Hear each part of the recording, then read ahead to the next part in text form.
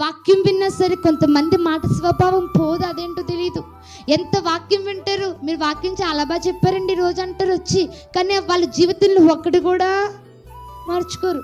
బాగా చెప్పడం గొప్ప కాదు ఇక్కడ, అది ఎంతవరకు నీ లోపలికి వెళ్ళి నీకు క్రియ చేసింది అనేది కావాలి. దేవునికి స్తోత్రం కలుగును గాక. హల్లెలూయా. బాగా వినండి ప్రియులారా, దేవునితో మాట్లాడుతున్న మాట ఏంటో తెలుసా? ఈ రోజున పెనిన్నా వచ్చి చాలా గాయపరుస్తుంది, హన్నాని బాధ పెడుతుంది. ఈ రోజున చాలా మంది అలాగే ఉన్నారు. మాటల ద్వారా కృంగదీసే వాళ్ళు, మాటల ద్వారా గాయపరిచే వాళ్ళు, మాటల ద్వారా బలహీనపరిచే వాళ్ళు. కొంతమంది మాటల కంటే లేవలేకుండా కొంతమంది మంచాలను పట్టేసిన వాళ్ళు ఉన్నారట. అలాంటి మాటలు వింటే నాకు చాలా బాధేసింది. ఆవిడ అలా అయిపోవడానికి కారణం ఫలానా స్త్రీ అండి. మాటల ద్వారా కృంగదీసేస్తే ఆవిడ మనస్తాపానికి గురయ్యి ఆ స్థితిలోకి వెళ్ళిపోయింది అని చెప్పిన సాక్ష్యాలు నేను విన్నాను. కాబట్టి ముళ్ళపోట్లు లాంటి మాటలు ఉంటాయి.